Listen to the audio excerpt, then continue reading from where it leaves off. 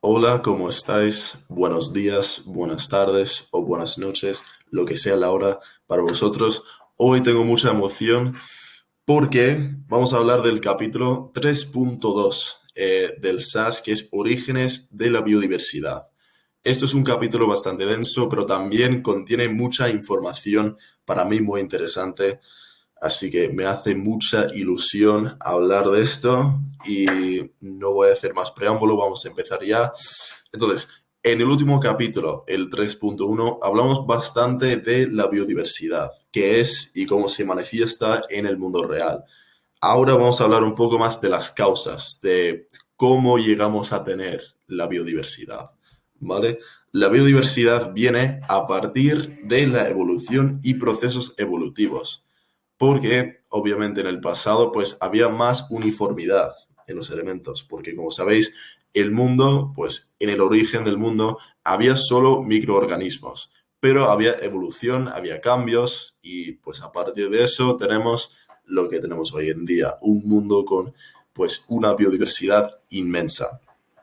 Y bueno, y hay dos formas de evolución que llegan a causar esta biodiversidad. La primera es la selección natural. Esto viene del famoso Charles Darwin, que escribió en su libro El origen de las especies en 1859 sobre esto exactamente, la selección natural. ¿Y esto qué es? Pues esto básicamente quiere decir que hay especies a lo largo del tiempo que tienden a mutarse, ¿no? O sea, cada especie tiende a mutarse, a cambiarse, ¿vale? Que cada especie o cada individuo cuando nazca, pues nace con ciertas cosas, ciertos rasgos, que suelen ser más o menos lo de sus padres, pero de vez en cuando hay algunos cambios. Y lo que pasa con la selección natural es que algunos de estos, o sea, estos rasgos de los individuos son al azar. O sea, a veces naces con pues las características que son pues beneficiosas para la supervivencia y otras veces no tanto. Y lo que pasa con la selección natural es que los individuos que hayan nacido con las características que son favorables para su supervivencia, pues ellos tienden a sobrevivir. Pero en cambio, los que nacen con características que no son tan favorables, pues suelen a no sobrevivir. Os doy un ejemplo, ¿vale? Si hablamos de mariposas, digamos que tenemos un ecosistema con mariposas negras y blancas, ¿vale? Y viven en un entorno con unos árboles, ¿vale? Unos abedules, ¿vale? Abedules.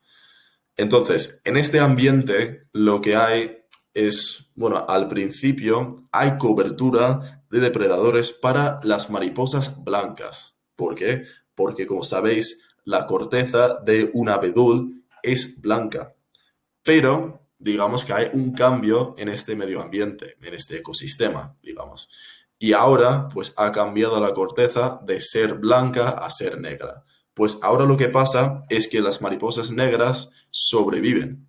¿Por qué? Porque ahora ellos se pueden esconder en la corteza de los árboles.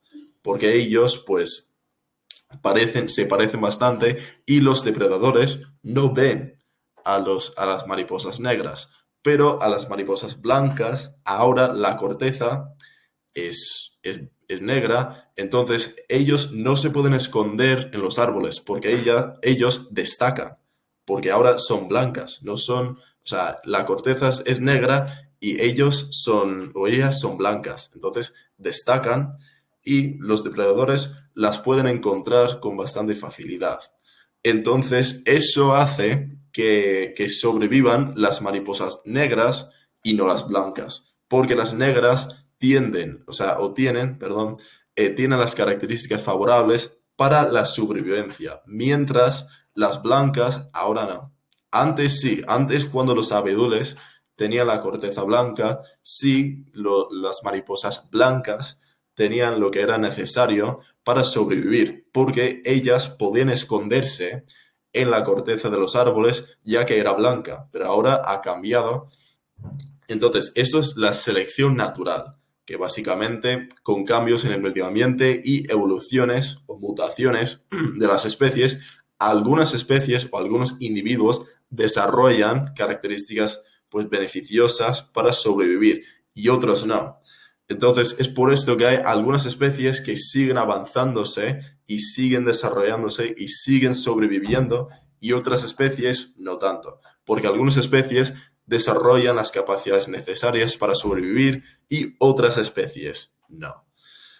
Y es por eso que también tenemos la biodiversidad, porque algunos individuos desarrollan ciertas características, pero otros individuos desarrollan otras. Y a veces ambas características son favorables a la supervivencia, pero de formas diferentes. Y entonces, pues hay una separación. O sea, individuos de la misma especie se pueden evolucionar de formas diferentes. Y bueno, esto básicamente, como dice el nombre, es la selección natural, que la naturaleza favorece a los individuos con ciertas características. Esto también depende bastante del ambiente, del ecosistema y esas cosas que a veces tener ciertas características son favorables en algún ecosistema, pero en otro no tanto. Y de hecho de eso vamos a hablar en un segundo con la especiación, que es la otra forma en la que podemos tener más biodiversidad, o es otra forma de evolución que conduce a la biodiversidad. ¿Y esto qué es? Bueno, esto es cuando tenemos dos poblaciones de la misma especie, ¿vale? Pero luego hay una separación de los individuos o de las poblaciones de esta especie. Un ejemplo que es muy común de esto es que digamos que tenemos, o sea, vamos a volver al ejemplo de las mariposas, que tenemos una isla que es completamente blanca. Entonces, las mariposas, todas son blancas, porque así se pueden esconder en el follaje, pues en el paisaje de esa isla, y los depredadores no las pueden encontrar. Pero de repente hay una tormenta y la mitad de esa población es llevado a una otra isla. Y en esta otra isla, el follaje, el paisaje ya no es blanca, es verde. Y entonces lo que pasa es que estas mariposas se evolucionan y pues cambian de color a ser verdes, porque en ese contexto es más favorable para ellos, para su supervivencia, ser verde que ser blanca. Entonces ellos cambian a ser verdes. Y esto con el paso del tiempo, y digamos que también hay condiciones climáticas, perdón, como por ejemplo la temperatura en la otra isla es un poco más frío que en la primera isla, pues entonces las mariposas también van a evolucionar para que pues, puedan soportar mejor el frío en esa isla. Entonces, pues después de un tiempo, o sea, digamos que pasan miles y miles de años separados, ¿vale? Estas dos poblaciones están separadas, las mariposas evolucionan tanto de que llegan a un punto de que ya no son de la misma especie, porque ya no comparten rasgos comunes entre ellos, porque cada población ha evolucionado tanto en su entorno específico que ya no comparten nada en común. Y esto es como creamos nuevas especies. O una forma es el aislamiento, que de repente si te ponen en unas condiciones diferentes, te vas a evolucionar y llegar a ser muy diferente porque ahora te tienes que adaptar a las circunstancias actuales. Vale, entonces, estas son las dos formas. La selección natural, que es básicamente que simplemente por naturaleza el mundo tiende a dejar vivir a los con características favorables y mata a las especies que no las tienen.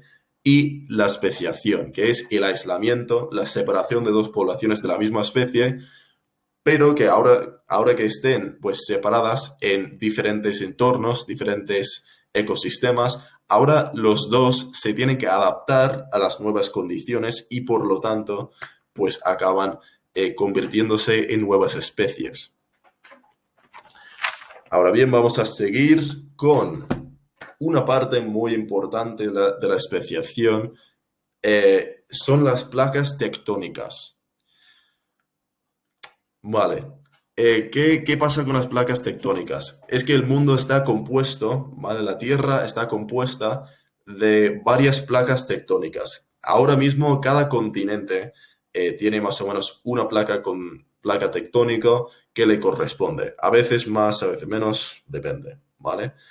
Entonces, con estas placas tectónicas o sea, ellas se pueden separar. Y esto es como tenemos la especiación en el mundo real. Pasa muy lento, pero que hay especies que viven en placas tectónicas diferentes, pero ahora están juntas, pero de repente se separan. Y ahora estas especies se encuentran aislados, o sea, el uno del otro, individuos de la misma especie, y entonces a partir de eso hay una evolución. Eh, entonces, esto, ¿vale? Viene de un científico que se llama Alfred Wegener.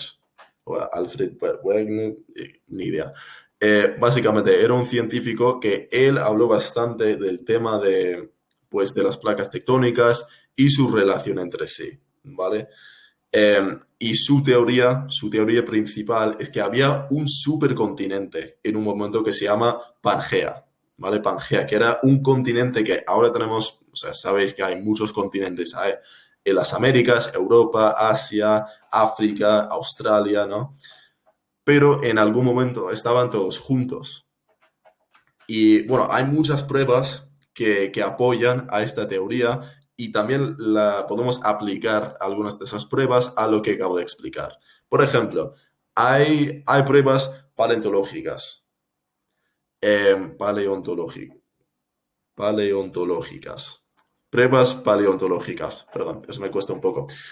Y bueno, ¿qué son estas pruebas? Bueno, son que han encontrado fósiles de la misma especie en diferentes continentes. Por ejemplo, que han encontrado un fósil de un tipo de tiburón, un tipo de pájaro en África y también en América del Norte, que son continentes ahora muy separados y sería muy raro que hubiese exactamente la misma especie en estos dos puntos si no estuviesen en algún momento juntos.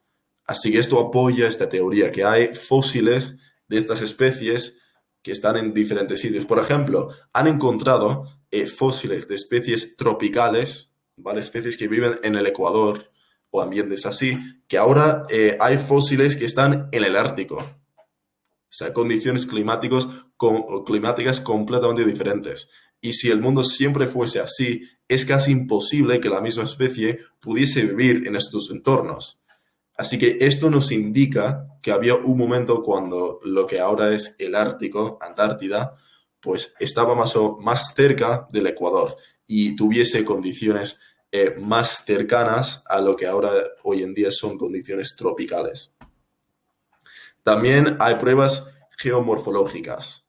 Esto es un poco menos objetivo, yo creo, pero el ejemplo más claro es que si miras a América del Sur, ¿vale? Especialmente Brasil, ves que parece casi como que Brasil podría encajar con África. O sea, la forma de Brasil cabe un poco más. O sea, sabéis que África tiene esa forma que es así, y luego hay una curva, bueno, está al revés, es así, ¿vale? Que tiene una forma que va así. O sea, hay un hueco ahí, más o menos, hay un hueco ahí. Y bueno, y parece que Brasil podría encajarse un poco en ese hueco. Obviamente no es exacto, pero es posible. Y eso indica que igual en algún momento estaban juntos estos continentes y estaban juntas las placas tectónicas. También de la biogeografía. Esto es que encontramos a especies muy parecidas en zonas muy alejadas en la actualidad.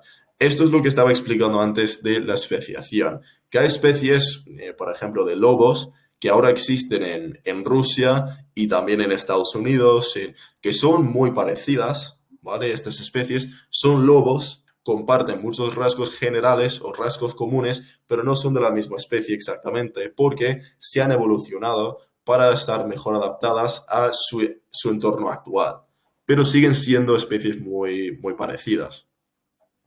Y esto es un ejemplo de la especiación y esto es una prueba de que, bueno, igual estos dos eran de la misma especie y vivían pues en un entorno más o menos cercano, pero que ahora están separados por pues la separación de las placas tectónicas, ¿vale? Y finalmente es el mundo, la idea del mundo tropical. La idea con esto es lo que estaba diciendo antes, de que un igual el Ártico antes tenía condiciones más o menos tropicales, ¿no?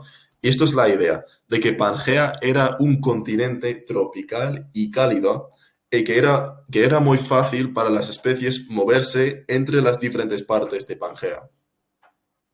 Y eso es como podemos explicar que hay tantas similitudes en diferentes especies que ahora se encuentran en zonas muy alejadas, con condiciones muy diferentes.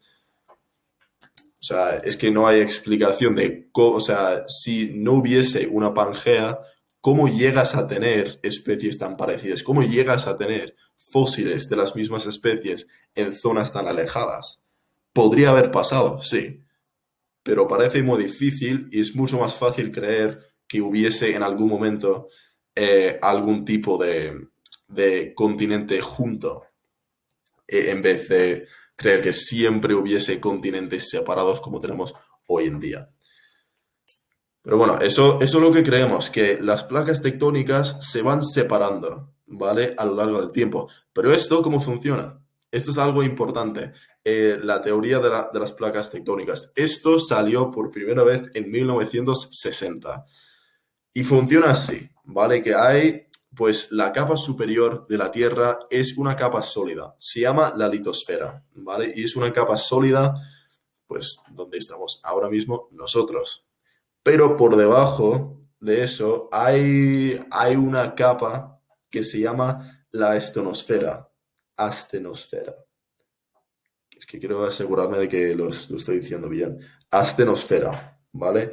Y esto no es una capa líquida. Hay que destacar esto. Es una capa formada por rocas sólidas, pero que se mueve, ¿vale? Entonces, hay la litosfera y debajo de esto la astenosfera. ¿Vale?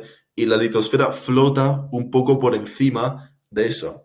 Y vale, y estas capas sí que son rocas, pero si vas más por debajo, podemos contestar esta pregunta de ¿por qué las placas tectónicas se mueven? La respuesta es que hay materiales en el interior que sí que son líquidos, ¿vale? Porque en el interior de la Tierra hay una parte muy, muy caliente hasta el punto de ser líquido. Entonces, lo que pasa es que tenemos las partes que son en el centro de la Tierra, que hay pues una parte central que es muy, muy caliente. Y lo que pasa es que estos elementos que son líquidos, pues tienden a subir. Eso es algo que hemos hablado en otros capítulos, pero que las cosas cálidas, las cosas calientes, perdón, suelen subir, ¿vale? Entonces, lo que vemos en la Tierra es una especie de ciclo, de que las materias que son muy calientes, ¿vale? Que se han calentado en el centro de la Tierra, pues suben, empiezan a subir. Y pues mientras suben, se empiezan a enfriar. Y llegan a un punto en cuando se han enfriado tanto que empiezan a bajar otra vez. Entonces, a un ciclo de la materia caliente sube, se enfría, baja. Se calienta, sube, se enfría, baja. ¿Vale? Y es un ciclo constante en el centro de la Tierra.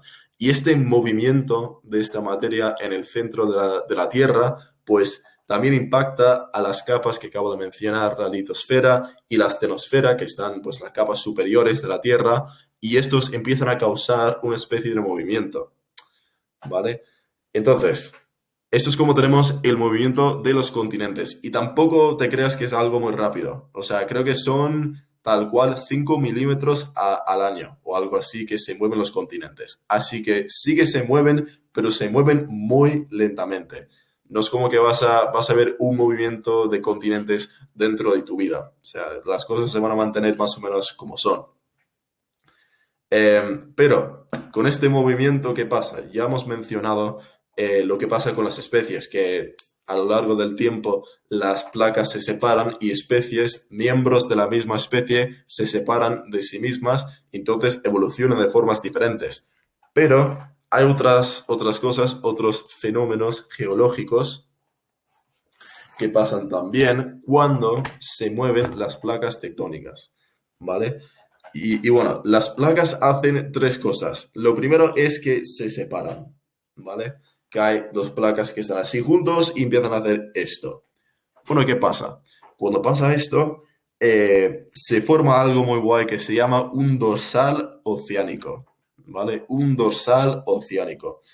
Y esto es cuando el océano se abre, ¿vale? O sea, la Tierra, en la parte más baja del océano, ¿vale?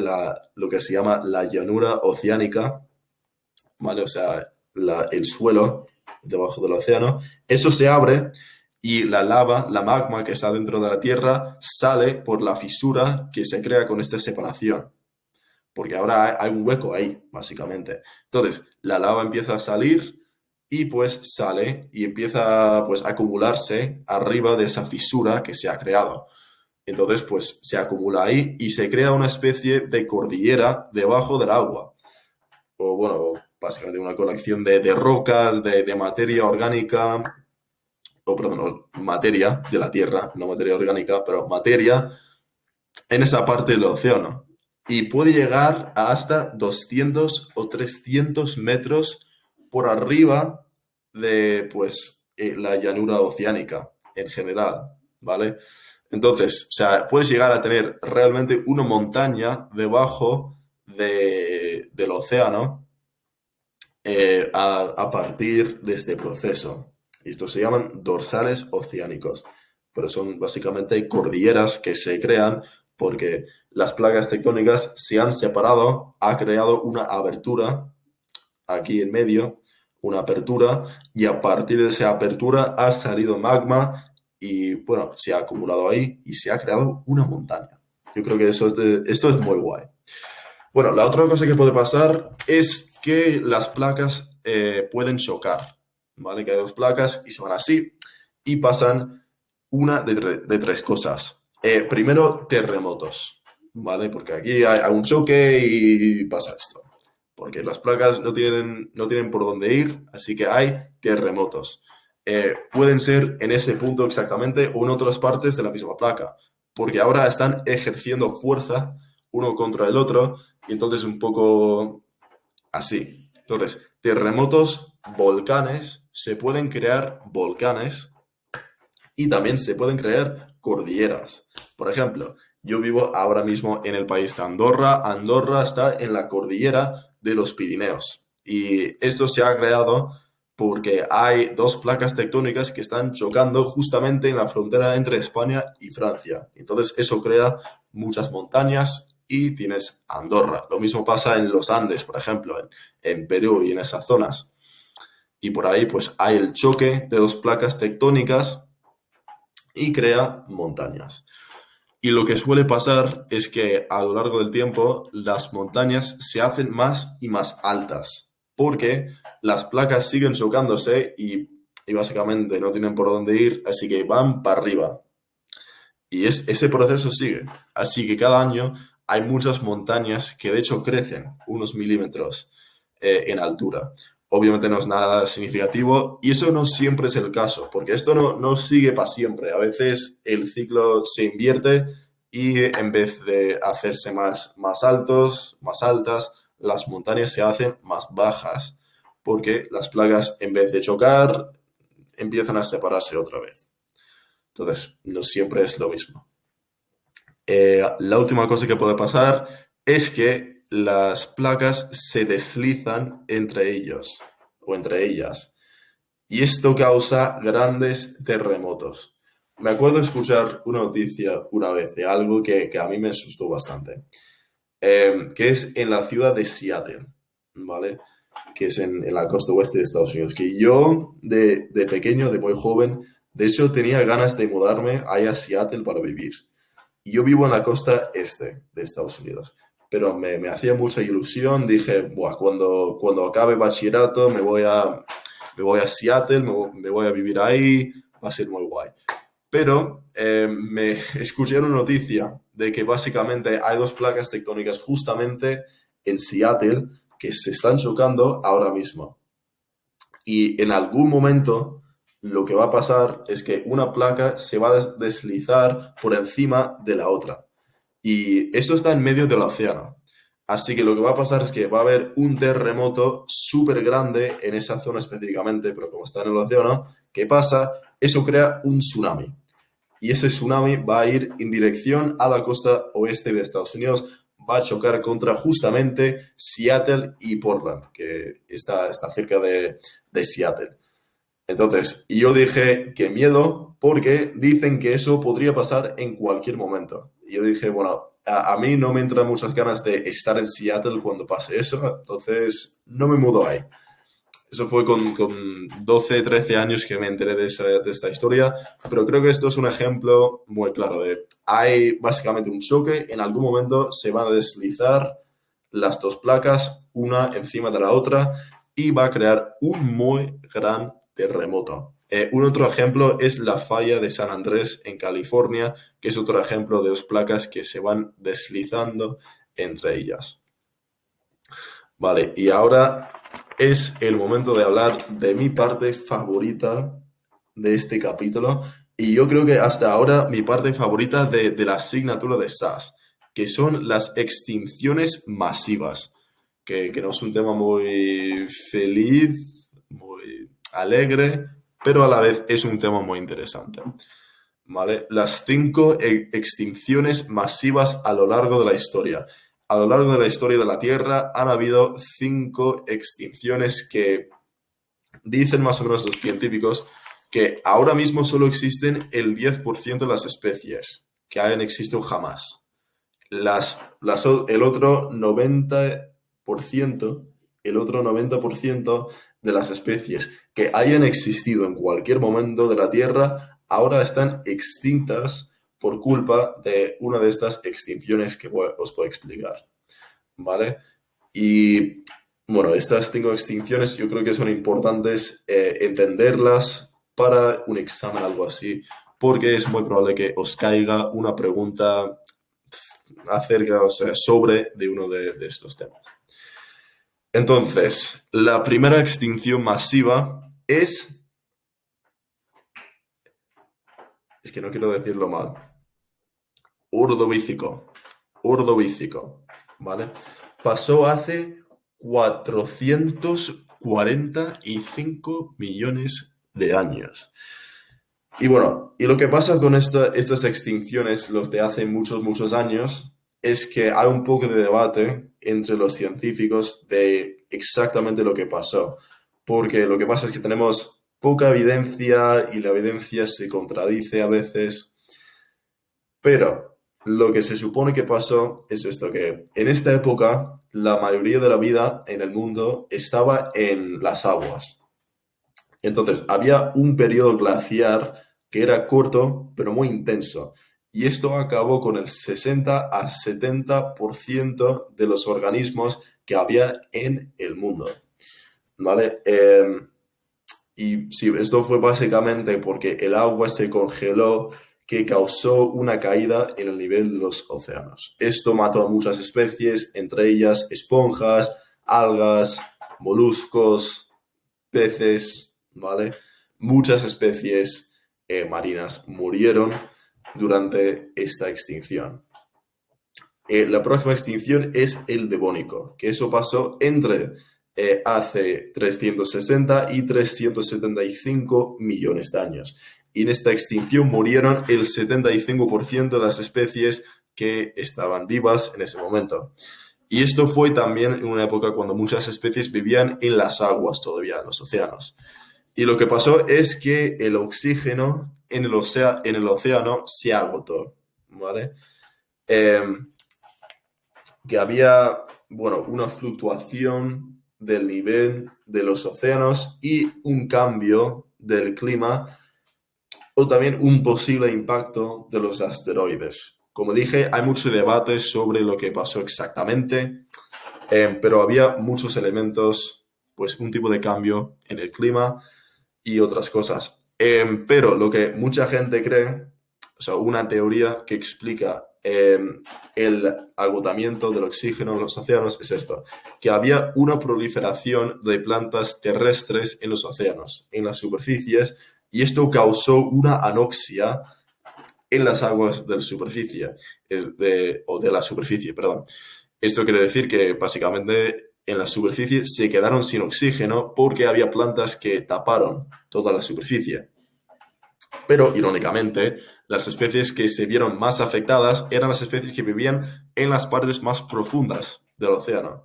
Estas fueron las principales víctimas de esta extinción. ¿Vale? Pero murió un montón de especies marinas a partir de esta extinción, en la extinción, pues, el periodo devónico, ¿vale? Y luego tenemos el Pérmico, ¿vale? El Pérmico, que esto pasó hace 252 millones de años y se llama la madre de todas las extinciones. Así que ya sabéis que fue una extinción bastante heavy, eh, porque era la extinción más devastadora en la historia de la Tierra. 95% de las especies que estaban vivas en ese momento fallecieron durante esta extinción. Básicamente lo que se cree que pasó es que había un impacto de asteroide y alta actividad volcánica en el mundo. ¿Vale? Esto afectó a los océanos y a la Tierra, a las especies terrestres. Prácticamente desaparecieron todos los insectos y hay algún debate de cuánto tiempo duró. Hay algunos que dicen que duró 200.000 años y otros que dicen que duró millones de años. ¿Vale? Pero esto fue una extinción bastante heavy, mató a tiburones, a peces, a algunos reptiles y también los trilobites se llaman, que era una especie que había sobrevivido las otras dos extinciones anteriores. Así que fue una especie bastante dura, que podía aguantar bastante bien, pero en esta extinción no aguantaron y se quedaron extintas. Y con eso seguimos a la próxima extinción, que fue el Triásico. Hace 200 millones de años, esto eliminó muchas especies terrestres. Un ejemplo son los arcosaurios, ¿vale? Los arcosarios, que son los ancestros de los aves y cocodrilos modernos, pero también los dinosaurios, ¿vale? Los ancestros de los dinosaurios se extinguieron en esta extinción, el Triásico. Muchos anfibios también. También la causa, ¿vale? La causa de esta extinción se cree que era la fragmentación de la Pangea y erupciones volcánicas como consecuencia de esta separación, ¿vale? Porque había separación de tierras y otros choques. También fue acompañado por grandes cantidades de dióxido de carbono, o sea, estas erupciones emitieron bastante dióxido de carbono en la atmósfera y esto causó un gran cambio climático. Sabéis que hablamos mucho de cambio climático en la era moderna, pues esto fue por causas naturales, que había un cambio parecido y esto causó una gran extinción de especies. Hay también algunos científicos que se creen que fue culpa de los asteroides, pero no son la mayoría. Y en esta extinción murieron el 70 a 80% de las especies vivas. Y por fin, la extinción Cretácico. La extinción Cretácico, que fue hace 66 millones de años. Y creo que si sabéis una extinción va a ser esta, porque esto fue la extinción en la cual murieron todos los dinosaurios, ¿vale? Porque había un asteroide que impactó a la Tierra, causó un montón de procesos naturales que hicieron muy difícil la vida para los dinosaurios. Así que se extinguieron, por ejemplo, los T-Rex y los Triceratops, ¿vale? Y hay un cráter en la península de Yucatán que se cree que fue donde cayó este asteroide tan famoso que mató a los dinosaurios. Fueron erradicados el 75% de las especies en toda la Tierra. Fue erradicada el 75%. ¿vale? Pero muchas especies terrestres sí que sobrevivieron, como tortugas, cocodrilos, ramas, pájaros y la vida marina. Y sin los dinosaurios, esto llegó a causar un cambio bastante grande en la naturaleza de la Tierra y la dinámica de las especies, porque ahora estaban en control los mamíferos. Y esto llegó a hacer que los humanos, los Homo sapiens, llegásemos a ser la especie dominante en la Tierra. ¿Vale? Esta extinción de los dinosaurios pues dejó un poco un vacío legal, un vacío de poder en el mundo y los humanos entramos y ocupamos ese lugar. Esas son las 5 extinciones y eso nos lleva a la 6ª extinción, que es lo que dicen que está pasando hoy en día. Y es una extinción muy rara porque no como las otras, que eran por causas naturales, como asteroides, erupciones volcánicas, cosas así. En este caso es por el abuso humano del mundo natural, del medio ambiente, perdón.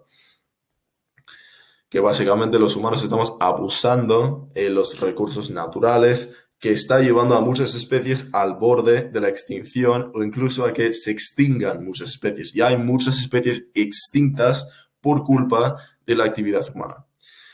Y esto se llama la 6ª extinción porque puede llegar a ser una extinción masiva de especies. Porque no solo son las especies extintas, pero que también hay muchas especies en peligro ahora mismo. Hay una lista muy famosa que se llama la lista roja, que básicamente lo podéis buscar online si queréis, pero es una lista de todas las especies que están en peligro de extinción ahora mismo. Han calculado de las aproximadamente 47.000 especies que hay en el mundo de animales, 17.000 están en peligro de extinción, que es una verdadera pena. O sea, es un tercio casi de las especies que hay en el mundo que están en peligro de extinción actualmente. Y entonces esto nos lleva a la última parte, que son cuáles son las acciones humanas que están causando esta 6ª extinción. Y son estos: la sobrepoblación. ¿Por qué tenemos tantos humanos?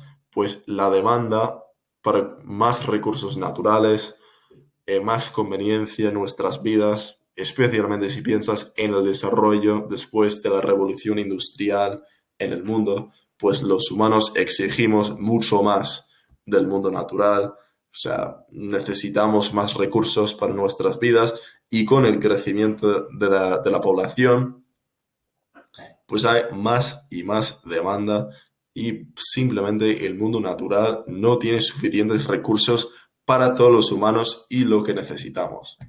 También la sobreexplotación de los recursos, que no tomamos en cuenta lo que necesita la naturaleza, no tomamos en cuenta lo que hace falta para tener un desarrollo sostenible.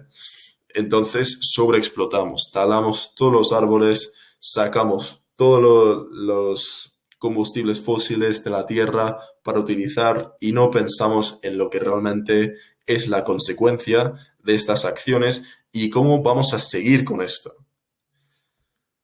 También es la destrucción de los hábitats.